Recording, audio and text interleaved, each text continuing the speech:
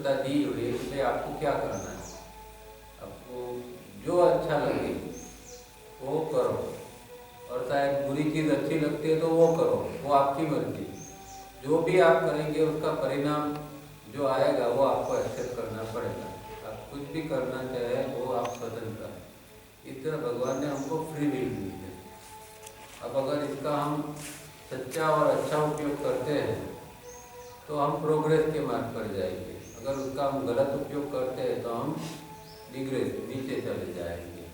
तो ये free will है, इसीलिए हमें कोई ऑब्लिगेशन नहीं है कि इस बात के ऊपर चलने की कोई मजबूरी नहीं है, स्वतंत्रता दी गई है। ये एक बेसिक कारण फ्री विल है, अपनी चॉइस है। अपनी चॉइस है क्या करना है, साधना करना है, घूमना है, फिरना है, खाना है, पीना है, मौज करना है, सब कुछ हमारे ऊपर आधारित है, किसी का दबाव नहीं है। अगर कोई दबाव भी करता है तो वो गलत है। अगर कोई गुरु ऐसा दबाव करता है तो वो गलत है। हाँ, वो सजेस्ट कर सकता है पर वो ऐसा थोपेगा नहीं, सच्चा गुरु होगा तो। और दो शब्द का हमने देखा था इसके लिए, टायरलेस एंडोवियर एंड फायरी एस्पिरेशन। ये दो चीज होगी तो ही आध्यात्मिक प्रगति होगी। टायरलेस एंडोवियर मतलब प्रचंड पुरुष, एक मिनट के लिए जागृति पूर्वक कुछ न कुछ करना पड़ता है, तो वो टायरलेस एंडोवियर से प्रगति होती है। दूसरा फायरी एस्पिरेशन मतलब एक हीट, तीव्रता, एक हीट हमारे अंदर एक क्रिएट होनी चाहिए, इससे प्रगति हो सकती है। दो बहुत अच्छे साधन हैं जिसके द्वारा साधक प्रगति कर सकता है। और तीसरा हमने देखा था सेल्फ सपोर्ट। आदमी को अपने पैर के ऊपर खड़ा रह के संसार में और साधना में दोनों में उसको अपने पैर पर खड़ा रहना है, याचक वृत्ति में, पर अंदर से अपने आप में संसार में रहता है तो उसको खुद कमाना चाहिए, उसका अर्जन कुछ खुद कर लेना चाहिए, मैनेज करना चाहिए। और अध्यात्म के ऊपर भी हम मार्गदर्शन ले सकते हैं पर डिपेंडेंसी नहीं आनी चाहिए। मार्गदर्शन ले सकते हैं ताकि एक जो ग्रेस का एक जो कंसेप्ट है, वो ग्रेस का कंसेप्ट के अंदर हम डिपेंडेंसी के ऊपर चले जाते हैं कि भगवान की कृपा होगी, गुरु की कृपा होगी तो हम आगे बढ़ पाएंगे, हम संसार में से मुक्त हो जाएंगे। ऐसे ही मिथ्या कल्पना मान्यता लोग करते हैं, तो वो नहीं है। इसमें अध्यात्म में भी हमारे अपने पैर के ऊपर ही प्रयत्न करना है। तो ये सारी चीज़ें बेसिक एक्सेप्टेंस में लिखी थी। इस अंडरस्टैंडिंग के अंदर हमने मेरी कॉलेज के 3 वाक्य देखे थे। Before the eyes can see they must be incapable of hearing. Before the ear can hear, it must have lost its sensitiveness. And before the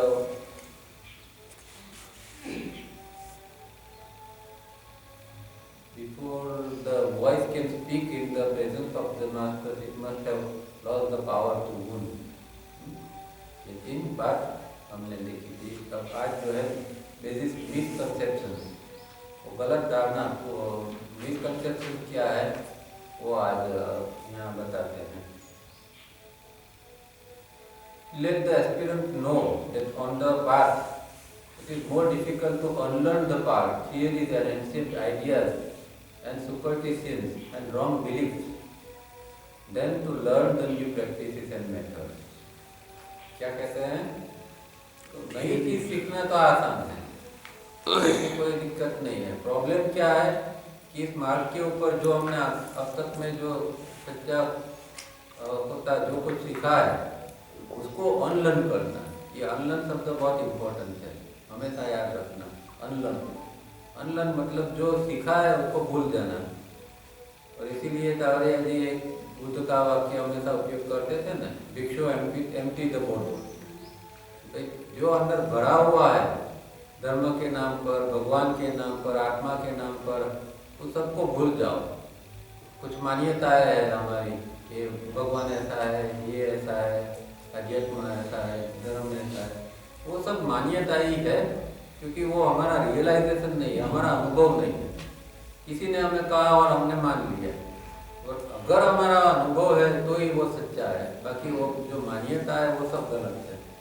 तो वो प्रॉब्लम है कि ये बात के ऊपर जो हमने थियरी एंड एंसेंट आइडिया, जो पुराने ख्याल है और जो थियरीज है, सिद्धांत है, और सुपरस्टिशन मतलब जो वहम अंधश्रद्धा जो है वो सबको, और रॉन्ग बिलीफ, इन सबको हमने इकट्ठा करके ब्रेन के अंदर भरा हुआ है। इसको हम ज्ञान कहते हैं। ऐसी चीज को हम ज्ञान भी कहते हैं, जो एक कूड़ा कचरा जैसा है। अध्यात्म मार्ग के ऊपर कूड़ा कचरा है, क्योंकि वो प्रगति के अंदर बाधा रूप है। जो ज्ञान हमने सीखा है, जाना है, वो आध्यात्मिक प्रगति के लिए बाधा रूप है, क्योंकि वो नया सीखने नहीं देता है।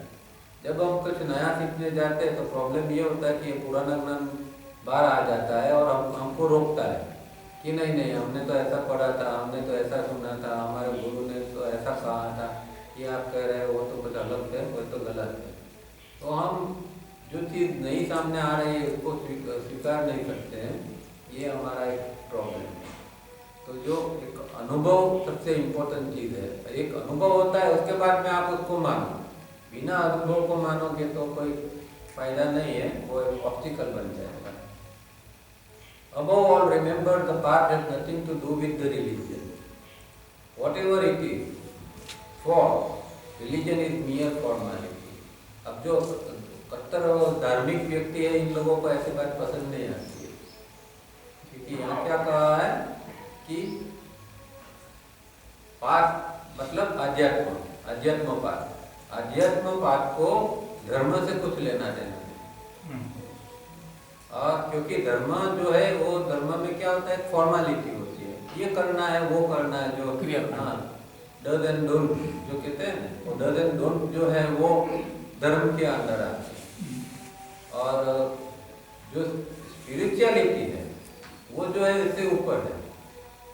धर्म के अंदर कुछ चीज फिक्स होती है, जिसको हम कहते हैं कि ये चीज है, तो धर्म कहता है कि ये गलत है। स्पिरिचुअलिटी वो नहीं देखती है कि ये मोमेंट के लिए क्या सच है। आप भगवान कृष्ण का पूरा जीवन देखेंगे तो क्या था, ऐसे हम रिजिडली देखेंगे तो ऐसा लगेगा ये उन्होंने भी कितने गलती की है, या ना का हा का ना का हा का जो बोला है उससे वो मुकर गए हैं, ऐसा लगेगा। वो कहते हैं महाभारत में भाई मैं प्रतिज्ञा लेता हूँ कि मैं शस्त्र नहीं उठाऊंगा, पर जरूर पड़े तो उठा भी लिया। तो ये हमारी समझ में नहीं आता, हम बुद्धि से समझते कि ये भगवान है और ये भी ऐसा करते। क्योंकि स्पिरिचुअलिटी ये है कि इस मोमेंट की अंदर क्या जरूरत है, ये मोमेंट की है। धर्म वाला व्यक्ति वो एक नहीं, मेरे धर्म ने लिखा है वही सच है, मैं तो वही करूंगा चाहे कोई चीज हो। तो धर्म और अध्यात्म के अंदर ये डिफरेंस पड़ जाता है। अध्यात्म जो है वो इससे ऊपर क्यों है, क्योंकि वो वर्तमान में है। धर्म जो है वो पिछले अनुभवों से कुछ ज्ञान इकट्ठा किया है और एक नॉर्म्स बना दिए हैं कि व्यक्ति को एक जमाने में इसकी भी जरूरत थी, जब व्यक्ति बहुत प्राचीन काल में जब कुछ सिविलाइजेशन संस्कृति कुछ नहीं था, तो आदमी को ट्रेन करना पड़ता। जो एक आदि समय के अंदर जो आदि पुरुष थे, उन लोगों के अंदर कोई समझ नहीं थी। उस समय वैर भाव था, जो कबीले थे एक दूसरे के साथ झगड़ते थे वगैरह वगैरह। आप जो क्रिश्चियनिटी के अंदर जो ओल्ड टेस्टामेंट पढ़ेंगे, बाइबल जो है वो न्यू टेस्टामेंट है। ओल्ड टेस्टामेंट मतलब जो मोसेस जो था, हिब्रू जो ये था पैगंबर यहूदी था, उसने 10 कमांडमेंट दिए ओल्ड टेस्टामेंट। वो 10 कमांडमेंट पढ़ोगे तो उसमें कोई खास नहीं है कि भाई तेरा पड़ोसी के साथ झगड़ा मत कर, तू ये मत कर, दान दे, ये जिसको हम सामान्य कहते हैं आज के जमाने में, वो ऐसी चीज है। पर उस जमाने में आज 3000-5000 साल पहले उसकी भी वैल्यू होती थी। तो धर्म क्यों आए हैं कि उस जमाने में ये छोटी छोटी चीज वो भी नहीं होती थी, तो उस जमाने में ये सब नियम बनाने पड़े। आज ये ऐसे कोई नियम की जरूरत नहीं, आदमी आराम से समझ सकता है और जी सकता है। तो आज ऐसे नियमों की जरूरत नहीं। आज जो है वो आदमी को फ्री विल, अपनी फ्री विल का उपयोग करके ऊपर उठना है, इन सब चीज से, यस नो से ऊपर उठना है। अब जब तक बिलीफ के अंदर पड़ा रहेगा तब तक ये रहेगा। इसीलिए यहाँ कहते हैं कि part has nothing to do with religion. अध्यात्म पाठ से धर्म के साथ कुछ लेना देना नहीं। आप एक और रूप से भी देखेंगे तो एक 3 स्टेज के अंदर ह्यूमैनिटी काम करती है। एक लोग ऐसे है कि जिसको न कुछ धर्म से लेना देना है, न अध्यात्म से लेना देना है। एक ग्रेड ऐसा है, इसके ऊपर थोड़ा एक ग्रेड ऐसा है कि ये थोड़ा धर्म कर्म करता है। थोड़े अच्छे लोग हैं जो धर्म कर्म वगैरह करते हैं, तो कुछ मानते हैं, भगवान को मानते हैं और कुछ प्रयत्न करते हैं। और तीसरा जो है वो जो साधकों का है, जो अध्यात्म के मार्ग के ऊपर निकले नहीं है। तो ये इस तरह 3 लेयर के अंदर हमारी पूरी ह्यूमैनिटी है। और परसेंटेज वाइज देखेंगे तो सबसे नीचे वो सबसे ज़्यादा है, जो कुछ भगवान को नहीं मानते, जो कुछ ये नियमों को नहीं मानते, ऐसा ज़्यादा से ज़्यादा ह्यूमैनिटी है। जो धर्म कर्म में तो मानने वाले हैं वो थोड़े कम है, और जो स्पिरिचुअल है वो तो एकदम कम है, एकदम कम परसेंटेज है।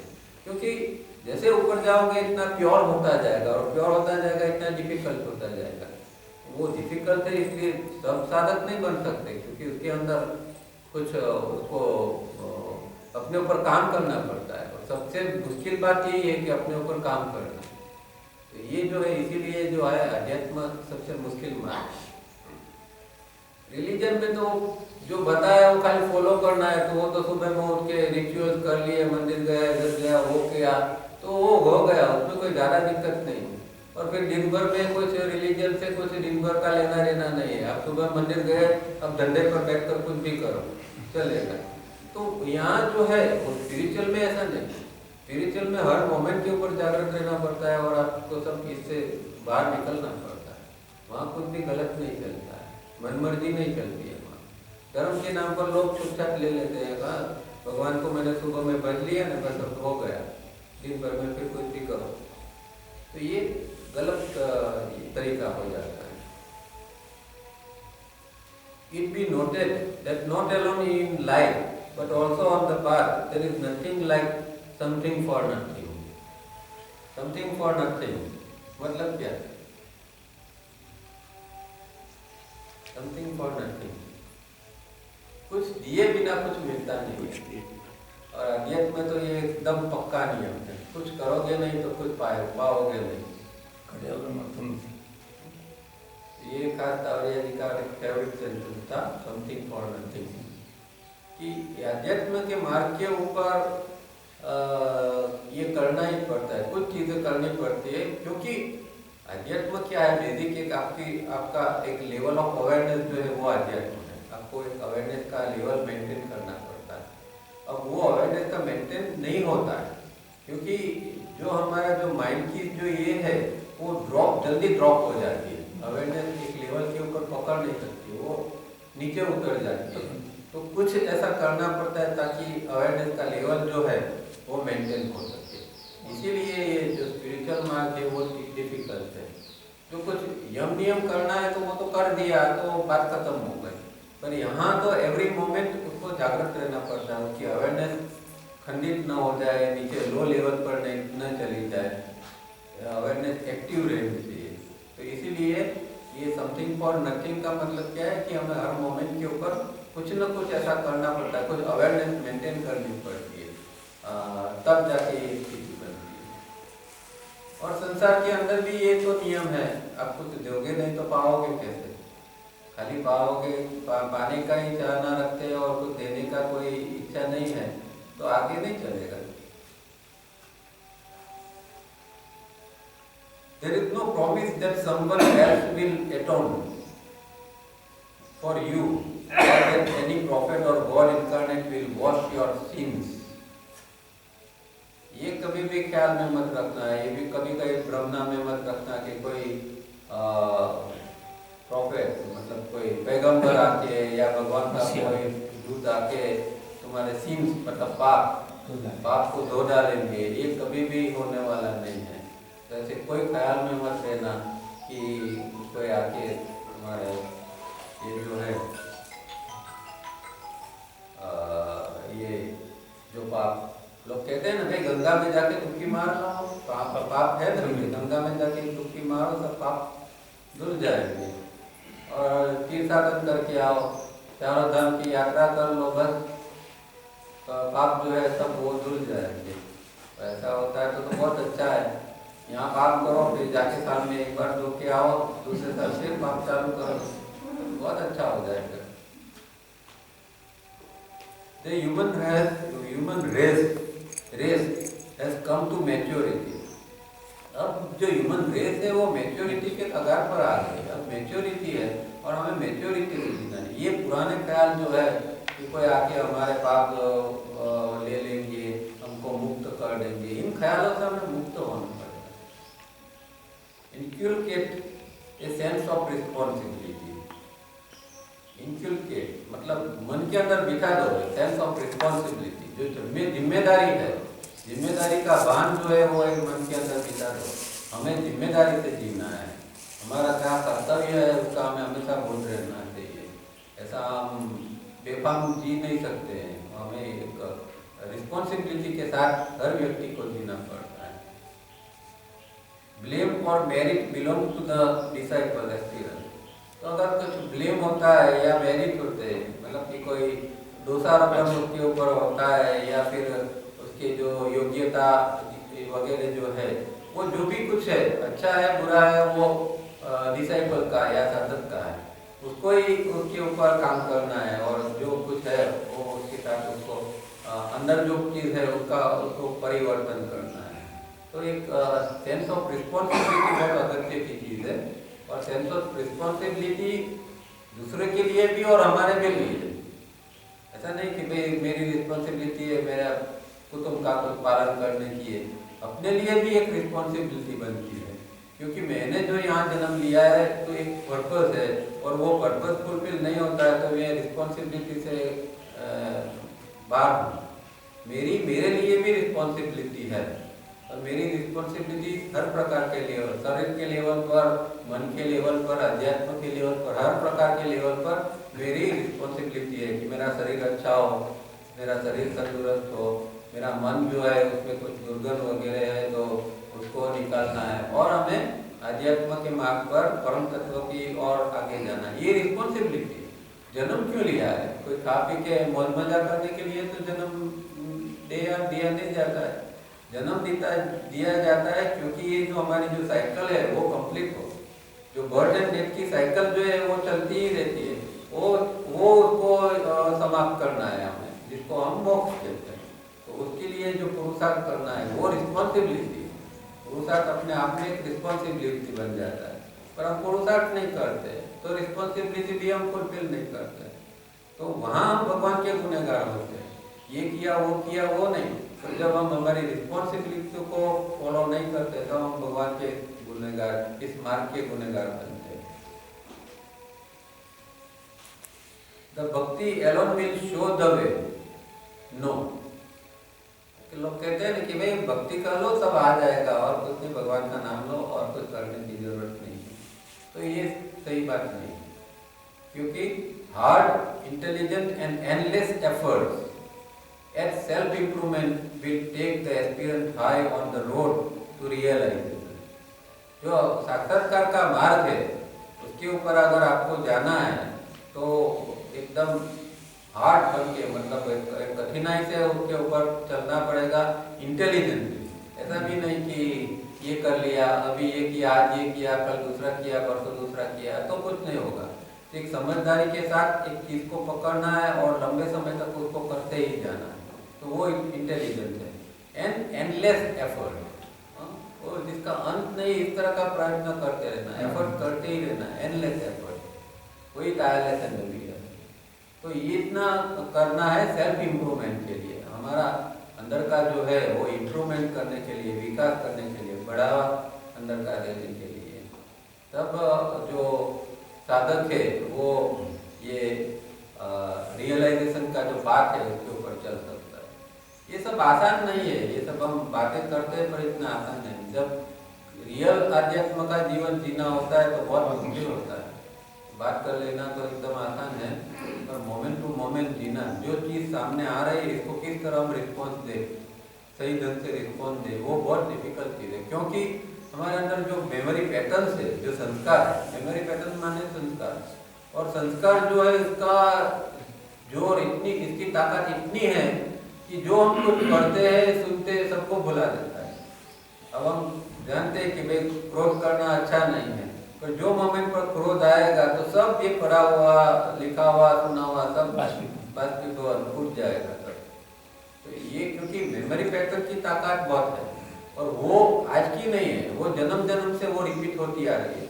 गुस्सा आज हम नहीं कर रहे हैं, कितने जन्म से हम गुस्सा को पीछे से लेके आए हैं।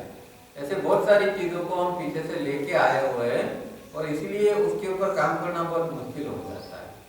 जब हम समझते हैं, सही बात भी समझते हैं कि भाई ये नहीं करना है वो नहीं करना है, पर प्रॉब्लम ये है कि वो जो मोमेंट आती है उस समय हम से रहा नहीं जाता है, हम निकल ही आता है वो चीज़, क्योंकि वो पैटर्न की ताकत है। और तावड़िया जी ने विधि इसीलिए दिया कि भाई इसकी पैटर्न को तोड़ना है तो ये नई पैटर्न की पैटर्न को डालना, की पैटर्न आएगी तो वो पुरानी जो मेमोरी पैटर्न है वो चली जाएगी। और इसीलिए रिपीटेडली सिस्टम करना पड़ता है। एक पैटर्न को तोड़ने के लिए ये नई पैटर्न बार बार बार बार बार बार जब ब्रीदिंग रिपीट करते हैं ब्रीदिंग के अंदर, तब वो मेमोरी पुरानी धीरे धीरे करके निकलती है। और 3 स्टेप के अंदर भी हमारा इतना जोर नहीं है, इसकी भी प्रैक्टिस हम अच्छी तरह नहीं करते, थोड़ा बहुत कर लिया और बस बहुत हो गया। तो उसमें भी ज़्यादा सेंसोवियर नहीं है हमारा 3 स्टेप के ऊपर, तो पुरानी मेमोरी तो वही तो पड़ी रहती है और पुरानी मेमोरी तो हमें परेशान करती है, बार बार वही चीज़ तो सामने आती है। 3 स्टेप के ऊपर भी हम टिकते नहीं है ज़्यादा, एक इंटरेस्ट से हम 3 स्टेप के ऊपर भी इतना काम नहीं कर सकते। अगर इतना भी काम कर लेते हैं तो आधा मार्ग तो ऐसे ही साफ हो जाएगा, पर उसके लिए भी हमारी कोई तैयारी नहीं।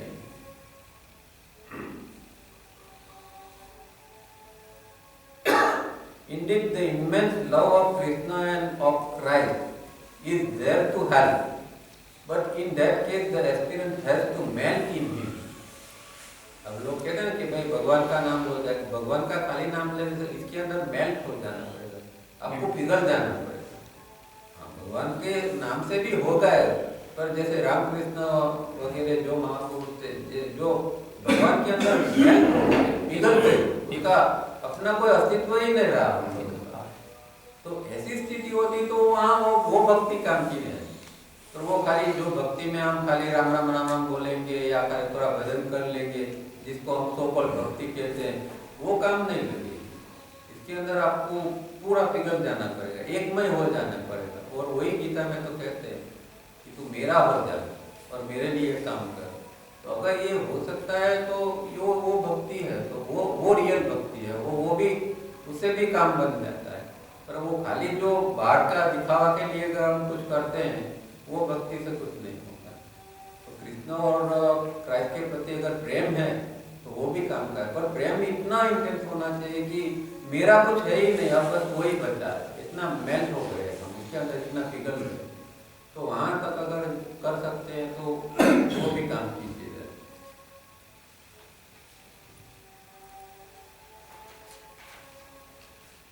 अब आता है basic routine and practices. Basic routine and practices. The path has objective and subjective ways. Objective and subjective ways का मतलब क्या? अंदर का और बाहर का, या डायरेक्ट या इनडायरेक्ट। कुछ चीजें हम बाहर से करते हैं ना, और कुछ चीजें जो अंदर ही करनी पड़ती है। तो जैसे अष्टांग योग है, उसमें जो हम 5 अंग है वो बाहर करते हैं, और जो धारणा ध्यान समाधि है वो अंदर है। तो वो सब्जेक्टिव और ऑब्जेक्टिव है। हम 3 स्टेप करते तो वो बाहर, रिफाइनिंग करते तो वो बाहर, पर जब धारणा ध्यान समाधि करते तो वो अंदर। तो इसीलिए ये ऑब्जेक्टिव और सब्जेक्टिव या डायरेक्ट या इनडायरेक्ट मेथड है। There are methods and practices external and internal. ये ऑब्जेक्टिव या सब्जेक्टिव कहो या इसको एक्सटर्नल और इंटरनल भी कहो, all equally necessary and important. अब ऐसा नहीं है कि खाली आंख बंद करके ध्यान कर लिया तो हो गया, उससे पहले काफी प्रिपरेशन करना पड़ता है, नहीं तो ध्यान होता नहीं। ध्यान के लिए आप बैठेंगे और चित्त भटकता रहेगा तो वो कोई ध्यान नहीं है, उसका कोई मतलब नहीं। चित्त की स्थिरता के लिए पहले कुछ करना पड़ता है, फिर हम ध्यान कर सकते हैं। जब चित्त स्थिर होने लगता है तब ध्यान करते हैं तो वो काम का है। और इसीलिए हमें ये सब योग में जो प्रिपरेशन दिया है, रिफाइनिंग स्टेप वगैरह जो करना है वो प्रिपरेशन है, कि ताकि हमारी ध्यान की एक लायकात बने। जब हम ध्यान में बैठते तो हम किस चीज से हम बैठते हैं, तो प्रॉब्लम यही है कि ध्यान तो हम करते हैं पर दिमाग भटकता रहता है, तो 1 घंटा बैठ के फिर उठ गए, कोई प्रोग्रेस नहीं होता है। वो अंदर जो एकाग्रता नहीं जन्मती है तो कोई प्रोग्रेस नहीं होता है। On the path we do not make use of simple mathematics. यहाँ 7 - 1 वाला जो है 7 - 1 = 6, ये मैथमेटिक्स नहीं चलता है। For if the aspirant were not to practice 1 day in a week of 7 days, he has not practiced for 6 days, for on the path of 7 - 1 is 0. 7 - 1 is हफ्ते के 7 दिन, एक दिन भी प्रैक्टिस नहीं किया है। और आज जरा बारगाम जाना है, आज तो मेहमान आने वाले हैं, आज ये जरा ऐसा है, एक दिन भी प्रैक्टिस नहीं किया तो जो 6 दिन किया था वो भी गया अध्यात्म के मार्ग पर। हाँ, उसका जो कुछ फिजिकल बेनिफिट होना होगा वो तो हो जाएगा, क्योंकि आज किया तो आज का बेनिफिट फिजिकल लेवल पर मिल जाएगा, खाना हजम हो जाएगा, भूख लगेगी, वो सब हो जाएगा। पर जो पाठ के ऊपर जो हमारा जो प्रोग्रेस था वो एक दिन भी नहीं किया तो रुक जाएगा। इतनी कंसिस्टेंसी इसके अंदर रहनी चाहिए, एक दिन भी इसके अंदर मिस नहीं होना चाहिए। और हो सकता है कि जिंदगी में जैसे ये सब घटनाएं घटित होती है, कभी हमें कुछ ऐसा करने का टाइम नहीं मिले तो कुछ मन के अंदर भी हम भाई शरीर तो अभी है कि कुछ ऐसी जिम्मेदारी आ गई, किसी का डेथ आ गया, किसी को बीमारी आ गई, अस्पताल जाना पड़ा, कुछ ना कुछ होता है। पर कुछ मन तो हमारे पास है, तो मन को तो हम अंदर लगा सकते हैं। और कुछ ये जो है वो एक ऑप्शन के रूप में और कुछ हमें कर लेना पड़ता है, ताकि जो एक प्रोग्रेस की जो गति है वो कम से कम रुक ना पाए। Remember that the physical body is the temple within which resides the supreme God. ये शरीर क्या है? टेम्पल है, एक मंदिर है कि जिसके अंदर सुप्रीम गॉड परम तत्व बैठा हुआ है। आत्मा तो परमात्मा, तो आत्मा तो है हर व्यक्ति, कोई भी है, चाहे कहीं भी दूर दराज कोई गांव में रहती हो, जिसको हम आदिवासी के कोई भी है, हर व्यक्ति के अंदर आत्मा है। इसीलिए किसी को हम इग्नोर नहीं कर सकते, किसी को हम तिरस्कार नहीं कर सकते। अगर किसी का तिरस्कार किया तो वो उसके आत्मा का तिरस्कार है। अध्यात्म के अंदर आध्यात्मिक समझ ये कि हम किसी का भी तिरस्कार नहीं कर सकते, ये तो भाई लोअर है, ये तो गरीब है, ये तो ऐसा है, या कोई लुच्चा है, कोई गुनहगार है, उसका भी हम तिरस्कार नहीं कर सकते। हो सकता है तो उसको सुधारने के लिए कुछ कर सकते हैं, पर वो आदमी की कुछ परिस्थिति होगी या कुछ होगा, वो गुनहगार कोई व्यक्ति अपने मर्जी से तो नहीं बनता है, कुछ ऐसा हुआ होगा कि जिससे वो गुनहगार बन गया। तो एक सिंपैथी हमेशा अंदर रहनी चाहिए, तिरस्कार किसी के प्रति नहीं आना चाहिए। यह अध्यात्म के अंदर बहुत जरूरी है, क्योंकि आप तिरस्कार करते हैं तो वो व्यक्ति का नहीं होता, वो आत्मा का तिरस्कार हो जाता है, और वो एक गलती हो जाती है। तो body is temple and reside the supreme god, हर एक व्यक्ति के अंदर। Not is believe to be in high heaven, ऐसा नहीं कि कोई हाई हेवन के अंदर भगवान बैठा हुआ है, वो भगवान की बात नहीं है, हर एक व्यक्ति के अंदर भगवान बैठा हुआ है। Keep the body therefore spotlessly clean, both within and without. तो शरीर जो है इसीलिए उसको अंदर और बाहर से साफ करना है, स्पॉटलेस। तो बाहर से तो हम नहाते हैं, धोते हैं, ये सब अभी आजकल तो बहुत सारे चीज़ें बाहर से शरीर के प्रसाधन के साधन आ गए हैं, डिओड्रेंट वापरते, ये वो सब, वो ठीक है, और अंदर से भी साथ में उसका ये होना चाहिए। इसलिए कहते हैं in flesh, blood, nerve, heart, mind, ये सबको भी अंदर से साफ करना है। हमारा जो खून है वो भी साफ रहना चाहिए, ज्ञान तत्व है वो भी क्लीन रहनी चाहिए, हार्ट है वो भी क्लीन। मतलब कि हम जो ये एक्सरसाइज करते हैं उसका कारण ये है कि बॉडी को भी हम अंदर से क्लीन कर सके। बाहर से तो नहा धो के क्लीन कर लिया, पर अंदर से बॉडी के लेवल पर क्लीन करने के लिए एक्सरसाइज ये करनी अनिवार्य है। Let practices of the 8 steps of yoga, अष्टांग योग, यम नियम आसन प्राणायाम प्रत्याहार धारणा ध्यान समाधि। पर इसकी प्रैक्टिस कैसे करना है? Be a way of life, इसको जीवन का भाग बना देना है। और फिर पलटी मार के थोड़ा आसन प्राणायाम कर लिया या कुछ कसरत कर ली, यह नहीं कि बाद में भी वो फिर वे ऑफ लाइफ बन जाना। Give no excuses. अब ये बहानाबाजी का हमारे अंदर बहुत होती है कि आज प्रैक्टिस नहीं आ रही, ऐसा हो गया तो प्रैक्टिस का कोई सवाल ही पैदा नहीं होता, इतना मैं बिजी होगा कि प्रैक्टिस कैसे करूं। आज तो सुबह से ऐसी सब घटनाएं हो रही थी। कहते give no practice, give no excuses, make none, accept none. Be ruthless with yourself and with your own failures and make more determined efforts. बहानाबाजी कोई भी नहीं चलेगी कि यार ये नहीं हुआ, आज वो नहीं हुआ, आज ये कारण था।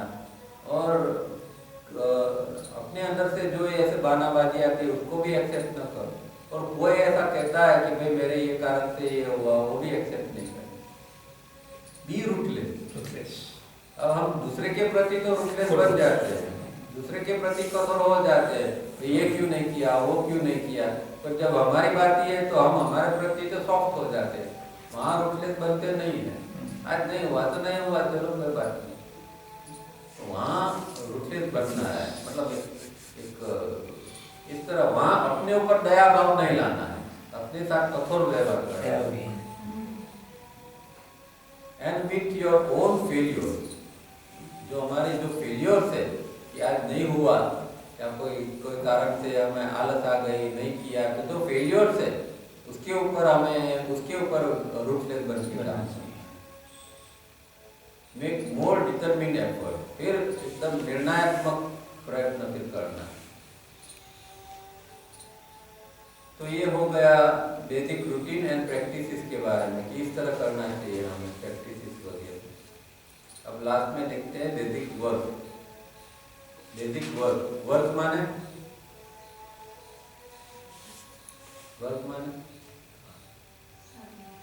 साधना। वर्क माने साधना। वर्क माने खाली कामकाज नहीं, साधना સાધનાનો શેર બજારનો નહીં, તો બહારનો કહેવાય સાહેબ. આપણે આ તો અંદરની વાત છે. આપણે હા અંદરની વાત બેઝિક કામ, ક્રોધ, લોભ, મોહ, અહંકાર, પુરુષાર્થ એની પર કામ કરવાનું. કામ એ ભૂખી મારવાના નહીં, કામ કરવાનું. How does work differ from practices and methods? साधना और प्रैक्टिस मेथड जो की प्रैक्टिस में क्या अंतर है? साधना क्या है और प्रैक्टिस मेथड क्या है? हर प्रैक्टिस साधना है ऐसा जरूरी नहीं है। प्रैक्टिस को साधना बना सकते हैं, पर खाली प्रैक्टिस है वो साधना नहीं है। 3 स्टेप है वो प्रैक्टिस है, उसको हम साधना बना सकते हैं, उसके द्वारा अंदर जा सकते हैं, हम आध्यात्मिक प्रोग्रेस कर सकते हैं। पर खाली 3 स्टेप कर लिया तो वो साधना नहीं। इसके पीछे अप्रोच क्या है, एटीट्यूड क्या है हमारा? तो साधना के पीछे हमेशा अप्रोच एटीट्यूड होता है। कोई भी चीज, एक झाड़ू लगाते हो वो भी साधना बन सकता है। अगर इसके प्रति अप्रोच क्या एटीट्यूड कुछ है तो झाड़ू लगाते हो वो भी साधना बन जाती है। पर वो अगर खाली झाड़ू लगाते तो वो साधना नहीं। इसलिए जो कहने वाली जो साधना है वो भी अगर कोई अप्रोच के बिना किया तो वो साधना नहीं। ध्यान किया और उसके पीछे कोई अप्रोच नहीं है, कोई एटीट्यूड नहीं है, तो वो ध्यान साधना नहीं बनती। कि कुछ एक क्लियर मोटिव होना चाहिए, तब जाके वो साधना बनती। It is like knowing a law differing from practising the law. अब आपको पता है कि भाई ये वन वे है, यहाँ से नहीं जाना है, ये नॉलेज है। नॉलेज है इसका मतलब ये नहीं अभी नॉलेज है पर प्रैक्टिस नहीं करेंगे, वन में अभी पुलिस नहीं है, चलो रुक जाओ, निकल जाते हैं जरा शॉर्टकट से। तो नॉलेज तो है पर प्रैक्टिस नहीं है। तो ये ऐसा हुआ साधना और जो प्रैक्टिस है उसका जो डिफरेंस है, ये जानना और प्रैक्टिस करना है, इस तरह का ये हो गया। How many indulge in the very thing they condemn in others. अब ऐसी बहुत सारी चीज़ है कि दूसरों को अंदर हम गलती देखते हैं, लगता है कि ये व्यक्ति कर रहा है, ये गलत है, ये ऐसा नहीं होना है, और फिर हम कंडेम करते हो उसको, उसकी टीका करते हैं। देखो ये कैसा आदमी है, ये साधक बन के पी रहा है और कुछ तो करता नहीं है। पर जब हम वही चीज़ हमारे अंदर देखते हैं, देखते नहीं है इसलिए हम दूसरे की टीका करते हैं। अगर हम झांक के देखेंगे अंदर तो वो चीज़ सेम टू सेम चीज़ हमारे अंदर पड़ी है, और हमारे अंदर पड़ी है इसीलिए तो हम ये टीका दूसरे की करते हैं। नहीं तो अगर हमारे अंदर से साफ हो जाएगी तो दूसरे के अंदर वो दिखाई नहीं देगा। हमारे अंदर पड़ा है इसलिए दूसरे के अंदर वो दिखाई देगा। हमारे अंदर जो गलती है वही हम दूसरे के अंदर देखते हैं। अगर वो गलती हमारे से अंदर से निकल गई तो हम क्या वो उसकी हम गलती के रूप में नहीं देखेंगे। हाँ, उनका कुछ कमजोरी है, वो कमजोरी के रूप में हम देखेंगे, वो गलती के रूप में नहीं देखेंगे। पर जब जब कोई दूसरे की टीका करते हैं, समझ लेना कि ये व्यक्ति के अंदर वही पड़ा ही है। ये एक 100% एक सच है, ये एक नियम है, ये नियम काम कर रहा है। जब मैं किसी की टीका करता हूँ, मुझे टीका करने का मना होता है, उस दौरान समझ लेना कि ये अंदर से आया है, मेरे अंदर से आया है। तो ये यहाँ कहते हैं कि how many indulge in the very thing they condemn in other, for we do not or may not act to do as these whom we condemn, but subtle linking thought, if honestly traced, would be found equally to be condemned.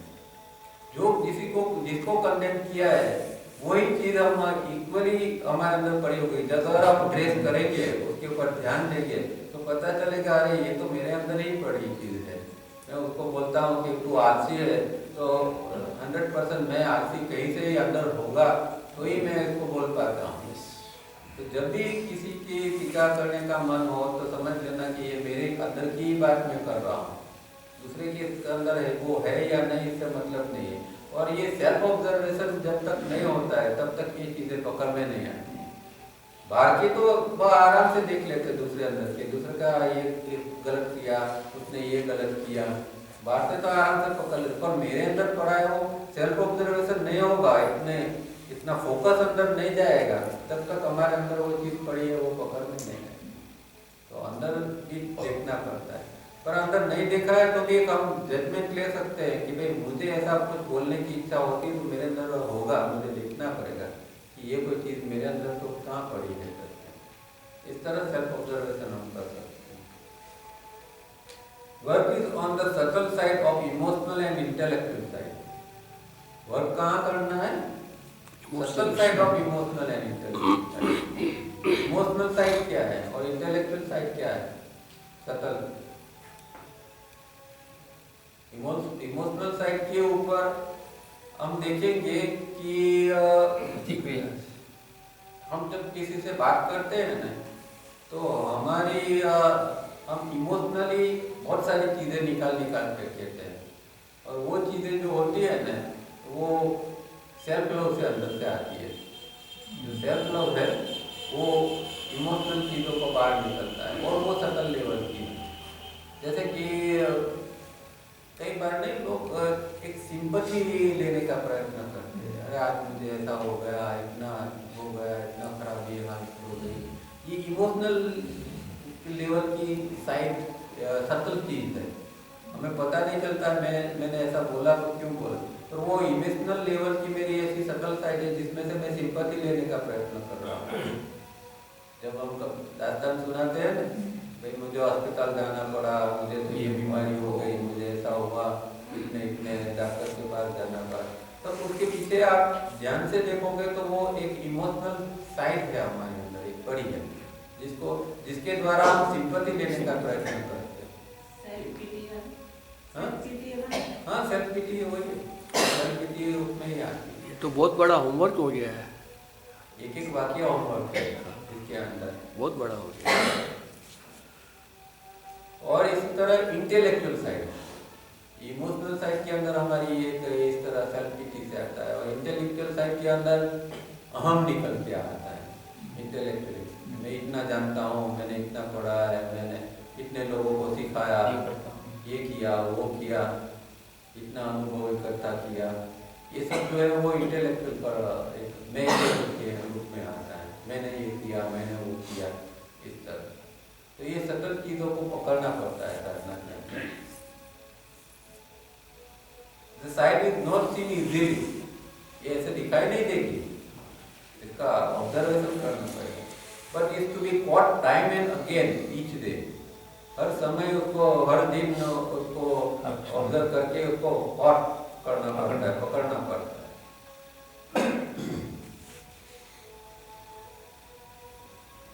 The aspirant has to achieve mental integrity. Mental integrity मतलब प्रमाणिकता, मानसिक प्रमाणिकता, integrity એટલે समन्वय, integrate करना, समन्वय करना। Mental integrity मतलब चारों केंद्र है उसके अंदर बैलेंस लाना, इंटीग्रिटी होनी चाहिए। अब हमारा जो चारों केंद्र है वो इंटीग्रिटी में काम नहीं कर रहा है, इंटीग्रिटी होनी चाहिए सबका। सम्मति की है ना, सम्मति नहीं, बैलेंस। चारों केंद्र जो है वो चारों केंद्र बैलेंस के अंदर काम कर रहे हैं। हाँ, तो कम आय कम होता जाता है, या फिर जो बैलेंस है, जैसे कि अभी हमारा इंटेलेक्चुअल सेंटर जो है वो कम काम कर रहा है और इमोशनल सेंटर ज्यादा काम कर रहा है, तो उनको कम करके